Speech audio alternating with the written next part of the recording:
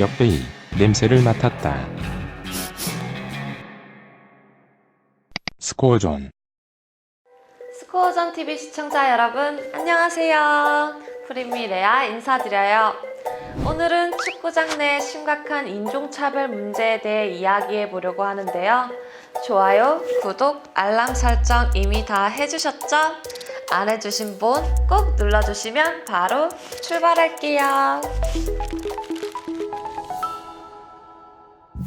축구장 내 인종차별을 반대하는 영국 시민단체 킥잇아웃의 관계자는 2019-20 시즌의 인종차별 사례가 심각할 정도로 급증하고 있다라고 밝혔습니다. 킥잇아웃에 따르면 영국 축구장 내 사고 중 65%가 인종차별과 관련돼 있다고 하는데요. 영국 언론의 축구 보도 중 인종차별을 다룬 내용은 2017년 대비 2018년에는 43%나 증가했습니다. 또 에스턴 대학 연구팀이 성인 2,500명을 상대로 설문조사한 결과 응답자 중 53%가 축구 관람 당시 인종차별을 목격한 적이 있다라고 답했습니다. 소셜미디어가 축구장 내 인종차별을 부추긴다는 지적도 나오고 있는데요. 킥잇아웃 관계자는 인종차별주의자들이 소셜미디어를 통해 억눌린 감정을 폭발시키고 있다며 최근 인종차별 형태를 보며 지난 30년에서 40년 동안 벌어진 일보다 훨씬 극단적이라고 말하기도 했습니다. 실제로 축구계에서 벌어지는 인종차별의 형태는 매우 다양한데요.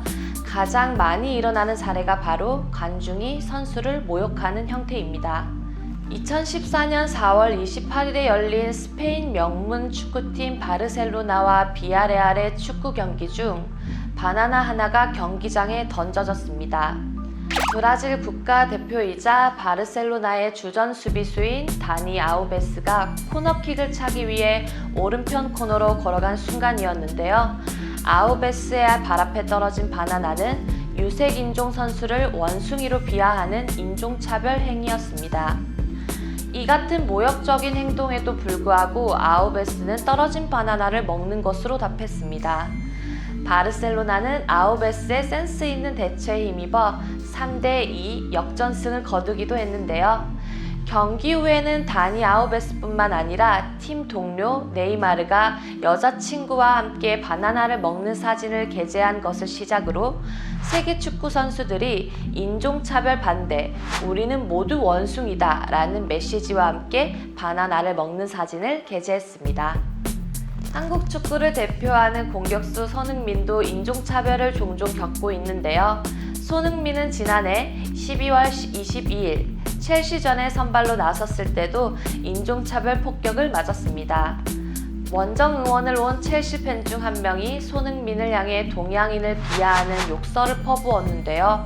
이 남성은 결국 다른 첼시 팬들의 신고를 받고 출동한 경찰에 체포됐습니다. 이날 경기에선 또 다른 인종차별 사건이 발생했는데 바로 첼시의 수비수인 안토니오 리디거를 향해 원숭이 소리를 닮은 야유가 나온 것입니다. 리디거는 독일인 아버지와 시에라리온인 어머니를 둔 혼혈 선수로 이를 알아챈 주심은 경기를 잠시 중단시키고 인종차별 행위를 경고하는 장례 방송을 3차례나 내보내야 했습니다. 한 경기에서 팀을 번갈아 가며 인종차별 행위가 이뤄진 셈이죠. 이러한 인종차별은 관중이 아닌 선수가 행하기도 했는데요. 2017년 6월 4일 한국에서 열린 피파 U20 월드컵 8강에서 레알 마드리드 소속의 우루과이 출신 페데리코 발베르데는 극적인 동점골 후에 카메라 앞으로 달려가 눈을 찢는 세리머니를 했습니다. 눈을 찢는 세리머니는 동양인들을 비하할 때 하는 행동으로 상대적으로 동양인의 작은 눈을 조롱하는 의미를 담고 있는데요. 논란이 커지자 발베르데는 SNS를 통해 인종차별적 세리머니가 아니라 친구를 위한 개인적 세리머니라고 해명했습니다. 하지만 승부차기 끝에 준결승에 오른 우루과이 대표팀이 단체로 눈을 찢는 행위를 하는 사진이 올라오면서 논란이 확산되었는데요. 이뿐만이 아닙니다. 지난해 베트남 축구를 기만하고 박항서 베트남 축구대표팀 감독을 향해 인종차별 제스처를 취한 태국 코치가 결국 경질되기도 했는데요. 이 사건은 지난해 11월 19일 베트남과 태국의 2020년 카타르 월드컵 아시아 지역 2차 예선에서 경기 종료 후 태국 골키퍼 코치인 샤샤 토디치는 박항서 베트남 축구대표팀 감독이 지나가는 장면에서 가슴 아래쪽으로 손을 흔들며 키를 재는 듯한 제스처를 취하며 비웃었습니다. 박항서 감독은 이 행동에 항의했고 베트남 축구대표팀 코치들도 달려와 격하게 항의했습니다. 프로필 기준 토디치 코치는 신장 187cm, 박항서 감독은 167cm입니다. 이것은 비단 두 사람의 문제가 아니라 서양인이 동양인을 깔본 것이 아니냐는 인종차별 논란으로 커졌는데요.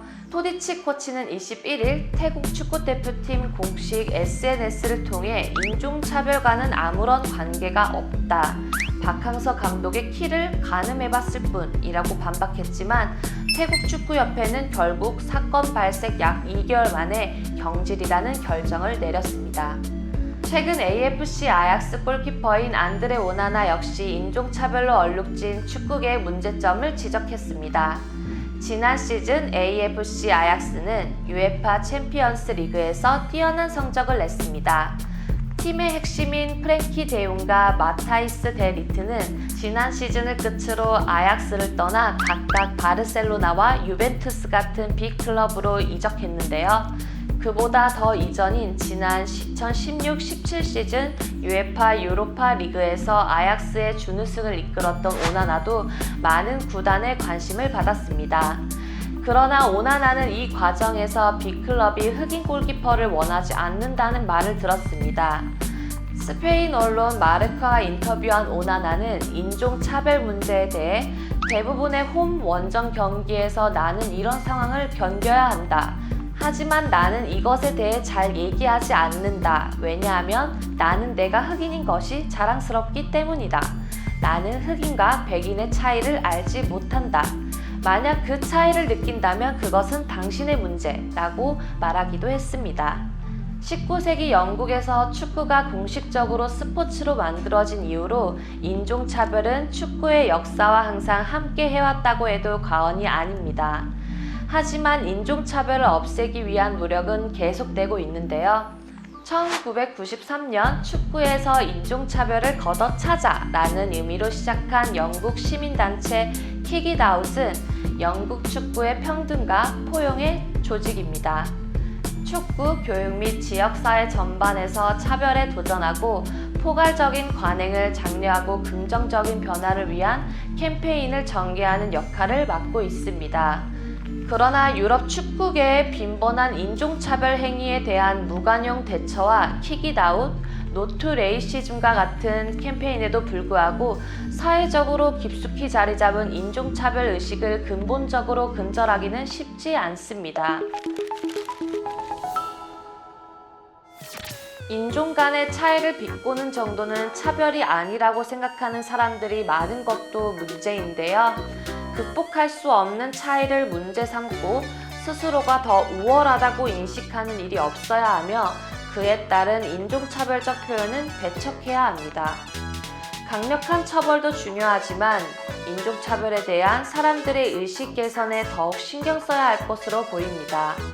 오늘의 영상은 여기서 마무리하고 저는 내일 더 유익하고 재미있는 영상으로 돌아오겠습니다. 지금까지 프린미 레아였습니다. 시청해주셔서 감사합니다. 스코어전의 스페셜 매치 이벤트가 생겼어요. 매주 선정되는 스페셜 매치 경기의 문제를 풀고 정답을 모두 맞추면 정답자 전원에게 에어팟 프로를 준대요. 정말 전원 다 주는 거 맞죠? 그럼 참여하지 않으면 저만 손해네요. 나도 매주 이거 해야겠다.